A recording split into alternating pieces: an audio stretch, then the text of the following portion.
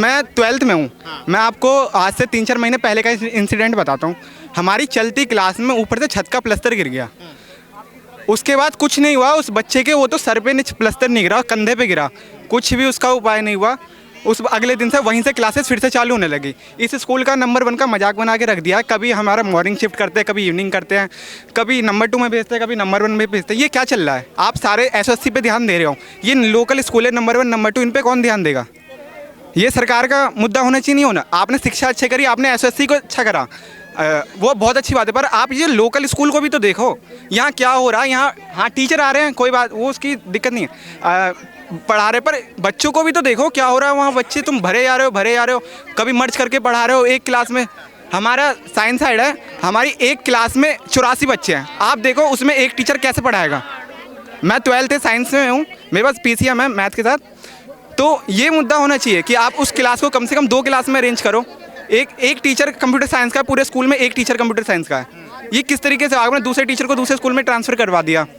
ये सब मुद्दे होने चाहिए, ये सरकार को देखना चाहिए। अगर जी, मेरा नाम शिवम कुमार यादव है, मैं 12th में पढ़ता हूँ।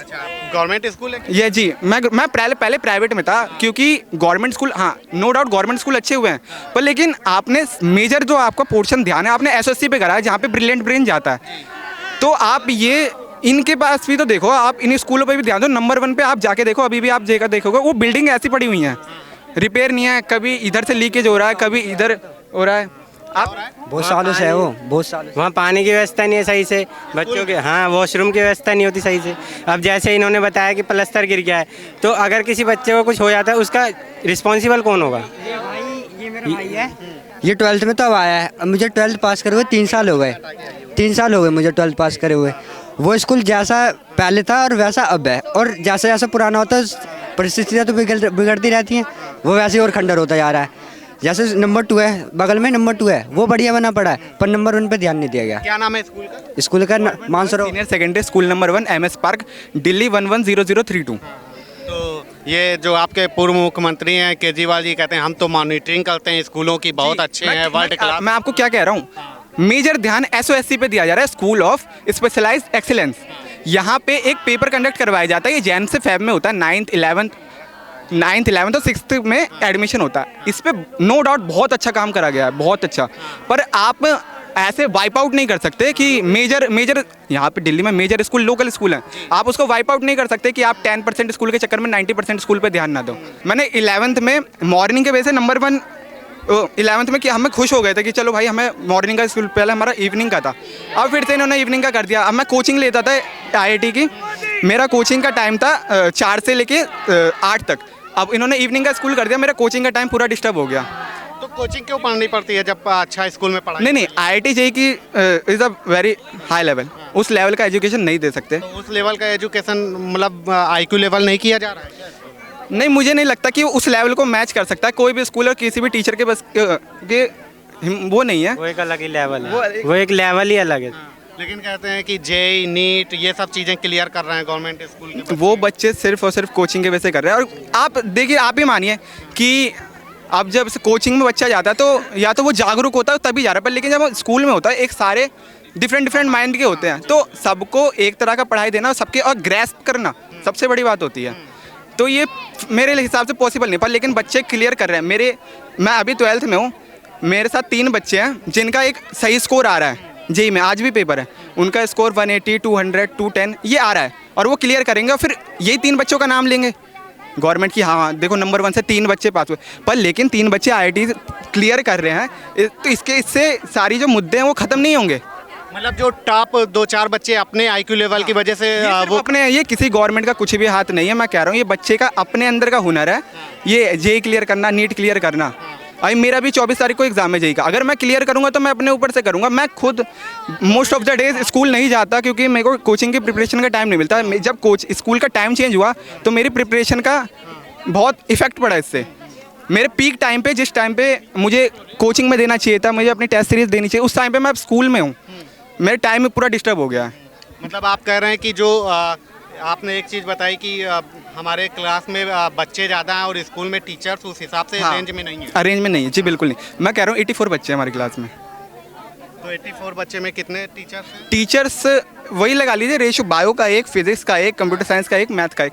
जब पीसीएम और पीसीएमबी और पीसीबी ये 3 मेजर सेक्शन होते हैं 11th में साइंस साइड बच्चे के लिए। पीसीबी और पीसीएम का बच्चा उसी टाइम पे जा रहा है, मैथ की क्लास लग रही है तो बायो वाला दूसरे पीरियड में जा रहा है, बायो की क्लास लग रही है तो मैथ वाला दूसरे पीरियड, ऐसा हो जाता है।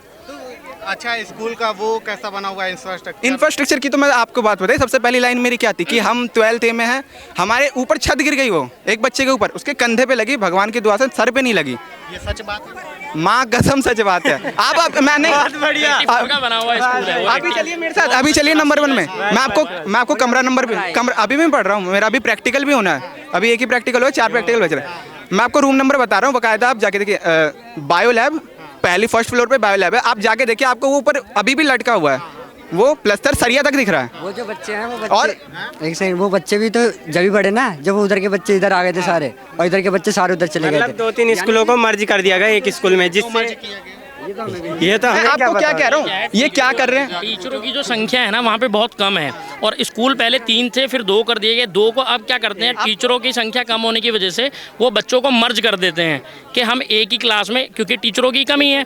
अब मान के चलो केमिस्ट्री के हमारे पास 90 बच्चे हैं और औसतन एक क्लास में 30 बच्चे होने चाहिए, टीचर इनके पास है नहीं, 3 टीचर नहीं है, तो एक ही टीचर को क्या करेंगे, 90 बच्चों को एक क्लास में सबमिट करके और क्लास लेना चालू कर देंगे। अब आप सोचो कि एक पीरियड में तो मेरे ख्याल से शायद 40 मिनट का पीरियड होता है और उसमें 90 बच्चे हैं, तो औसतन मेरे ख्याल से एक बच्चे के हिस्से में 30 सेकंड से ऊपर नहीं आती, तो शिक्षा का स्तर कहाँ से बढ़ जाएगा। ठीक कह रहे हैं? जी बिल्कुल सही कह रहे हैं। तो ये शिक्षा के स्तर की आप बात कर रहे हैं, ये स्टूडेंट्स भी हैं, तो ये बताइए कि जैसे अभी कहा गया कि बहुत बढ़िया बढ़िया स्कूल 2-4 स्कूल हैं, मंगलम हो गया और 1-2 स्कूल बहुत हैं कि उसके जैसे बिल्डिंगें बनी हुई हैं, शानदार एक इंफ्रास्ट्रक्चर है और उसमें मतलब स्विमिंग पूल है, कंप्यूटर है, एसी से लैस है। मैंने आपको क्या बात बोली कि 10% की पब्लिसिटी करके 90% वोट इकट्ठा करने चाह रहे हैं। आप आंख बंद कर लेने से अंधेरा नहीं होता, सीधी बात है। मेजर ध्यान एसएससी पे दिया जा रहा है, आप इसे मानो या ना मानो, मेजर ध्यान। हमारा क्या नहीं है कि लोकल स्कूलों पे भी ध्यान देना चाहिए, आसपास देख। मैं बस यही कहूँगा कि हमें बता दो, एक टाइम बता दो कि नंबर 1 को सुबह पढ़ाना है कि शाम को पढ़ाना है। कभी सुबह कर रहे हो, शाम कर रहे हो। हमें वर्दी चेंज करनी पड़ रही है बार बार, अंकल जी भैया वर्दी चेंज करनी पड़ रही है, पैसा लगता है, 700-800 रुपये ड्रेस के जाते हैं। वो तो फ्री होगा, फ्री कौन दे रहा है पैसे? कब से फ्री नहीं हो तो ड्रेस वगैरह सारी चीज़ें क्या? ये 6th तक होती है शायद से, मेरे ख्याल से 6th तक होती है। मैं बस हाँ यही कहूँगा कि आप सेक्शन में डिवाइड कर दो, सॉल्यूशन मेरे को सेक्शन दिखता है। और थोड़ा नंबर 1 का इंफ्रास्ट्रक्चर ठीक करो, क्योंकि मैं 10th से सुन रहा हूँ कि हम यहाँ पे ये कर रहे हैं, ये कर रहे हैं, ये कर रहे हैं, कुछ नहीं हो रहा। इसका इंफ्रास्ट्रक्चर ठीक करो। हमारे सीमापुरी के बच्चों के लिए, रोहतास नगर वाले बच्चों के लिए एक ही बात है कि नंबर 1 स्कूल को ठीक करो। जिस तरीके से आपने नंबर 2 स्कूल को इतना बढ़िया बनाया, उस तरीके से नंबर 1 को भी बनाओ। अब देखो क्या हो रहा है, 9th और 11th के बच्चे नंबर 2 में चले गए, अब यहाँ पे नंबर 1 में आधे बच्चे रह गए, मतलब ये हो क्या रहा है? तो ये इन बच्चों का सलूशन क्या है?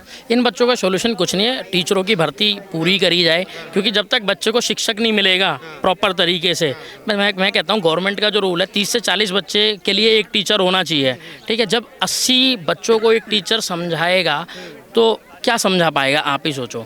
और रही बात इंफ्रास्ट्रक्चर की, नॉर्थ ईस्ट डिस्ट्रिक्ट में अभी एक सेंट्रल स्कूल बना है नया, और एक स्कूल दिल्ली गवर्नमेंट का बन रहा है, उसके अलावा कोई नया स्कूल नहीं बना। जितने स्कूल थे वो सन 80 के दौर के थे, उसमें इन्होंने सिर्फ थोड़ा सा टचिंग करके उसको रिनोवेट कर दिया है, नया स्कूल कोई नहीं बनाया। तो शिक्षा के मामले में केजरीवाल सरकार बिल्कुल जीरो है। हमें शिक्षा स्वास्थ्य दे दो, हमें रोजगार के क्या हम कैपेबल हैं, ऐसा नहीं है कि हम स्वास्थ्य अभी ठीक है? शिक्षा स्वास्थ्य में क्या रहा हूँ, स्वास्थ्य ठीक है, स्वास्थ्य नहीं सर स्वास्थ्य बिल्कुल ख़राब है। मैं जस्ट ये जीटीबी है आपका, जीटीबी में लगा लो कि मैं 2 महीने मेरी बेटियाँ भर्ती रही, एक भी दवाई फ्री नहीं। मेरी वाइफ का ऑपरेशन हुआ था, सारे ऑपरेशन के जितने भी पर्ची थे उन्होंने सब बाहर से दवाई लिख दी कि आप बाहर से लेके आओ।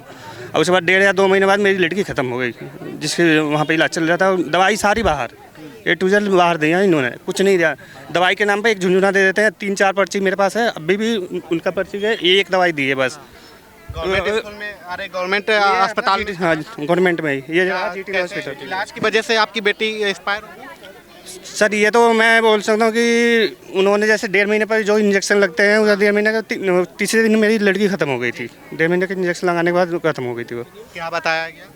करें वो है आपके वो जैसे दूध जैसे दूध फीडिंग करते हैं तो उस टाइम अटक गया होगा, इस वजह से ख़त्म हो गई, लेकिन ऐसा कुछ नहीं था। अगर अटकता है तो इंसान क्या करता है कि भाई मोहल्ले में मारता है, जैसे उल्टी करता है, लेकिन वो उल्टी नहीं करी थी।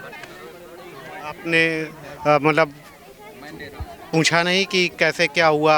नहीं, उन्होंने घर पे भेज दिया कि भाई आपकी ख़त्म हो चुकी है लड़की, क्या आपकी बेटी मान लीजिए अब नहीं है, लेकिन किसको जिम्मेदार मानते हैं कि अगर आपको लगता है कि आप बढ़िया सक्षम होते, आपके पास अच्छा पैसा होता, आप बड़े अस्पतालों में इलाज कर पाते, तो हो सकता है शायद बच जाती, ऐसा लगे? सर ये तो है, अगर सक्षम होता तो मैं बाहर ही प्राइवेट में इलाज करवाता। प्राइवेट में कराते तो बच जाता? जी जी बच जाते। क्या नाम है भाई? मेरा रंजीत है। ये रंजीत भाई हैं, कह रहे हैं कि हमारे पास पैसे कि उतने मैं सक्षम नहीं हूँ, और अगर हमारे पास सक्षम होता तो हम भी बड़े स्कूलों, बड़े अस्पतालों में इलाज कराते, और बड़े अस्पतालों में इलाज कराते तो आज हमारी बेटी हमारे साथ। दवाइयाँ बिल्कुल जीरो नाम के देते हैं, बस लॉलीपॉप पकड़ाते हैं और कुछ नहीं।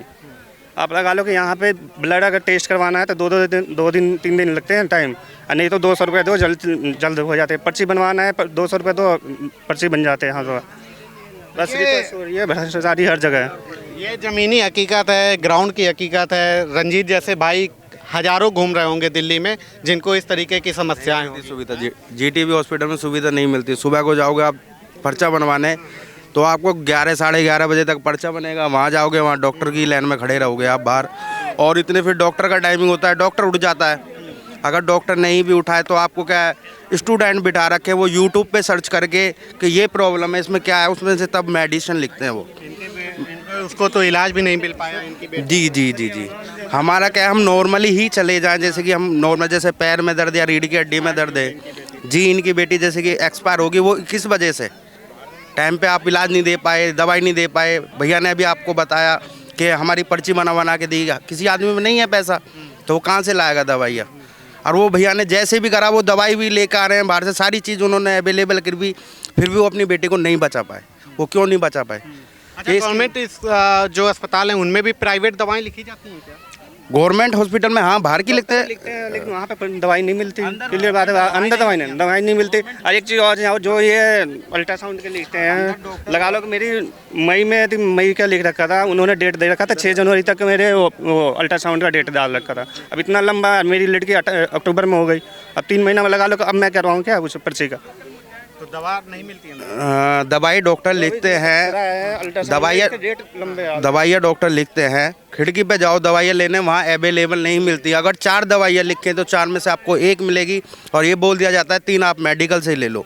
अब किसी गरीब आदमी की जेब में 10 रुपये हैं, 5 रुपये हैं, वो कहाँ से दवाई लेगा? अब आपके पास दवाई अवेलेबल नहीं है, डॉक्टर हैं, डॉक्टर भी हैं, चलो डॉक्टरों की इसमें कोई गलती नहीं है। डॉक्टर ने क्या है, डॉक्टर ने अल्ट्रासाउंड लिख दिया या एक्सरा लिख दिया, तो वहाँ पहले जाके पर्ची भरवाओ, पर्ची भरवा के आपको डेट मिल जाती है 2 महीने 3 महीने की। 3 महीने तक पेशेंट कहाँ जाएगा, क्या करेगा पेशेंट? अगर गरीब आदमी पे पैसा होगा तो गवर्नमेंट हॉस्पिटल में क्यों जाएगा? वो डेट लेने जाएगा क्या? 3 महीने बाद पहले अल्ट्रासाउंड होगा, इतने तो पेशेंट खत्म हो जाएगा, तो इसका जिम्मेदार कौन है?